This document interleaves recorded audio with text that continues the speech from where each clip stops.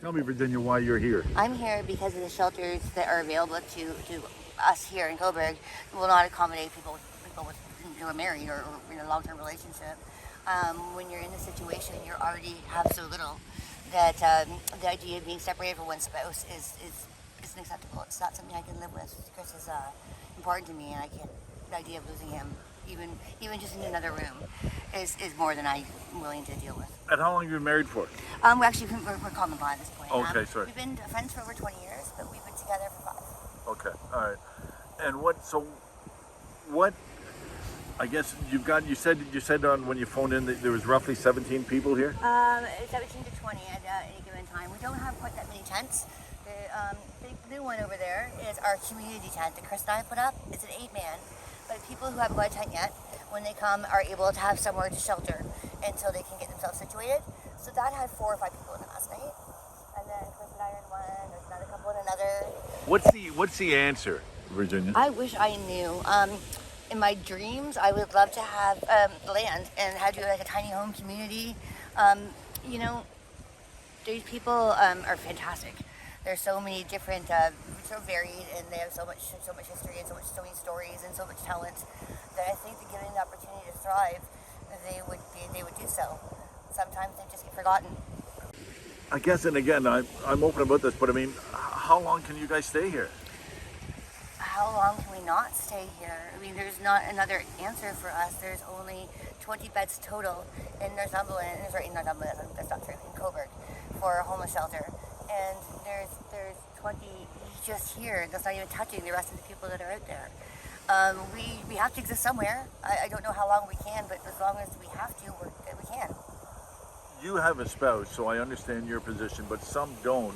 And when I phoned the county, they said that there was 4 spaces available at transition. I heard that. It's hilarious because, not hilarious, it's actually sad. Those 4 beds are being held for people from Division Street, so only for us. They didn't have those spaces available. They opened them up on the county's request, so they couldn't have been available before, but they were not because of COVID. They lowered their capacity. They had kept the capacity lowered until they were asked by the county to open them up for Division Street.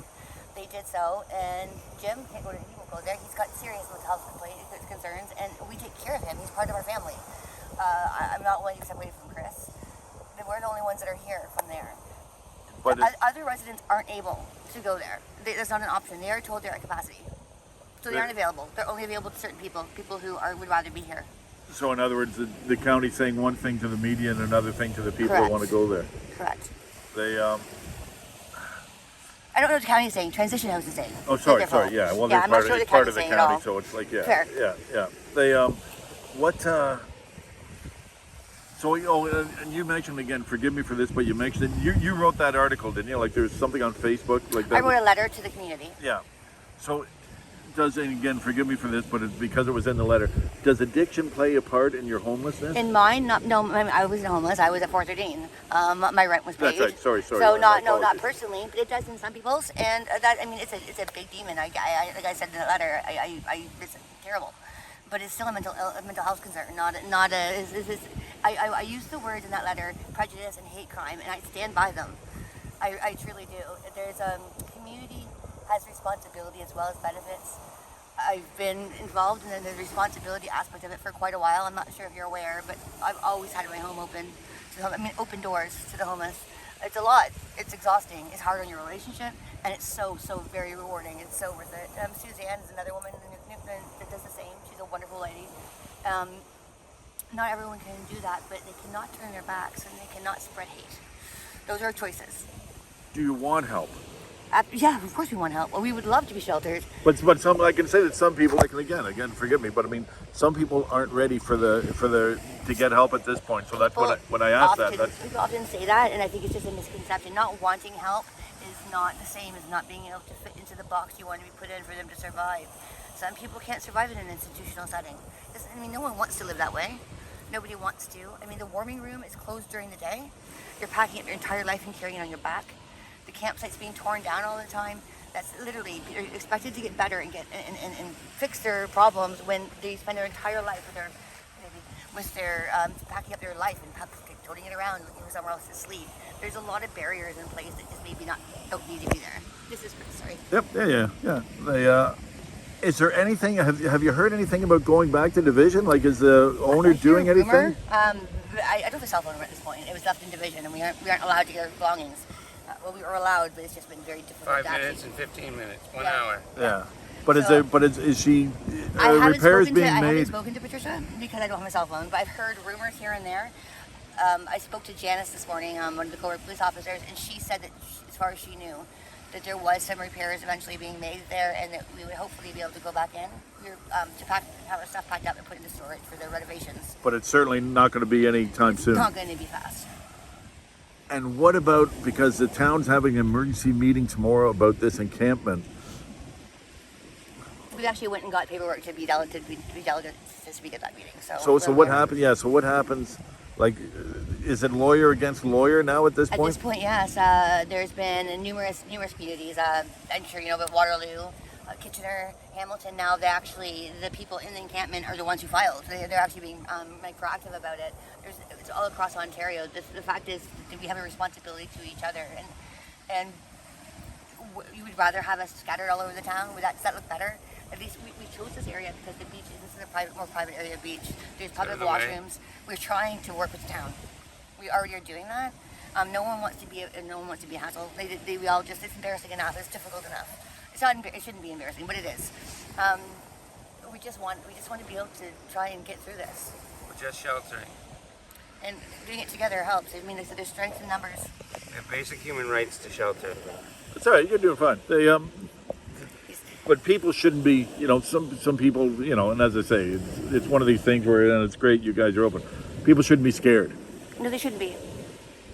Yeah, because sometimes, people, they might get, that's pushed right. around a lot and talked down to and judged, and there is a prejudice against people with mental illness and people living with addiction. There is. It's unfortunate, but it's true. People avert their eyes when they walk by, or they snicker behind their back. Sneer. Yeah, and it's hard to come forward when you're dealing with that. I mean, this is new to me, so I haven't reached that point, right? But, the only thing that, and again, you guys helped me out at this, and it's great talking to you, because that's what I said on radio. That's what I want to do. But the only thing sometimes is sometimes, and it could be a misperception or misconception about how there is help available, but they don't want the help. Maybe some people don't want a particular kind of help. I don't know. Maybe some people don't want help at all. I can't speak for everybody, but I think that the majority of people would like to be safe, secure, and a part of society. Everyone I know would like to be. There's no adequate help.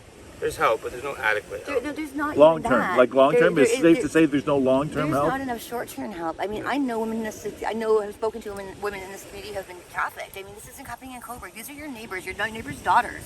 There's very real problems going on here that we just keep on ignoring because we don't like the aesthetics. Because we're not your cookie cutter. So pushing somebody away from, say, the beach isn't helping the problem. It's putting them in danger, and it's making them more visible. But can we agree there's no real answer, or is there? Not that I've figured out. Because everybody asks that. Like everybody asks on both sides. Everybody asks that to themselves, and then they talk about it for 5 minutes. But if we sat down and did some brainstorming and worked together as a community, I'm sure we could come up with some answers. It's just getting the right people to sit at the table. It's just getting people who are interested in doing the work rather than trying to make the problem go away. Yeah. You know how many times we've been told not our problem? Everyone we've reached out to. The help center and stuff has been fantastic. Fan-freaking-tastic.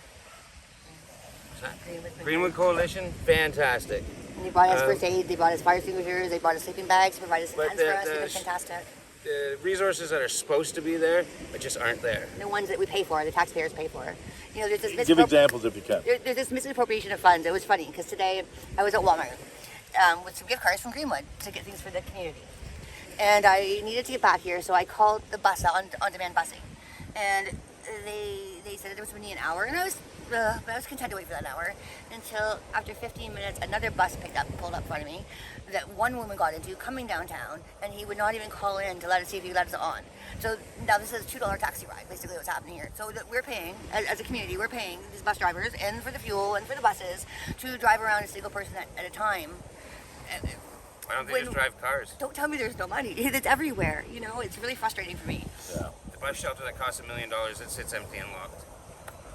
I think that's one of my pet peeves too. When you have washrooms outside, it's either and even now, like, and again, I understand why, but I mean, I think they've got 20 porta potties down at the beach for the Sandcastle Festival, so they've got 20 down there for that. But I mean, I don't know. I understand that there's people that are going to not use the facilities the way they want them to be used. I understand that they're worried about liability. I understand that they're worried about deaths and overdose. But you know what? They're causing that. If you think that you're going to keep drugs off the street by making people hit the streets, you're wrong.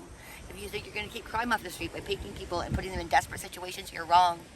If you think that you're going to split people up and be able to contain it and have it scattered all over, you're wrong. We just want to survive. We would love any answer. I'm open to any idea. I could say the one thing that upsets people, and this is bad because there's always one bad egg in every crowd, Sure. so it's one of those things.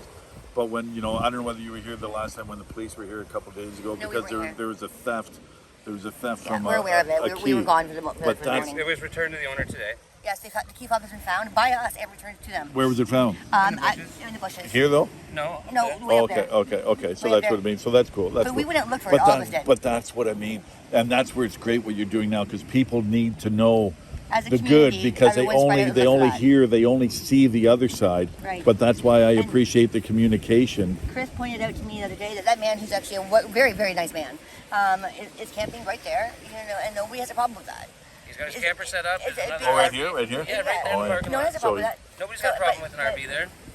Well, Put a because couple tents up. if you take a look, you'll see that we pick up the garbage daily. We aren't breaking bylaws. We pick up cigarette butts cans. We have safety measures in place. I mean, we're responsible adults. Yeah. We're just unfortunately in a very, very unexpected situation. Yeah. Best thing for you is to get back into a apartment or whatever. Absolutely, but I still will be here for them because this has been a real eye opener for me. Okay. Yeah. We're Okay. not just doing this for us.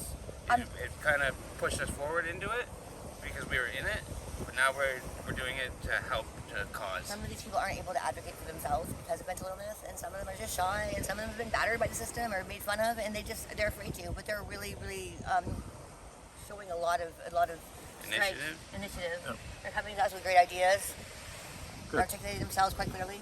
Good. Anything else I should ask? I don't know. You asked. Yeah. me. No. Well, that's It's what I up to mean. you. I don't want to like. He didn't ask me this. He didn't ask me. Anything else you want to add? No, we're just trying to survive. Yeah. Okay. And No. please don't. We really do. We welcome any ideas, any help at all. We're not saying that we don't want it. We absolutely do want help. Yeah. All of us here do.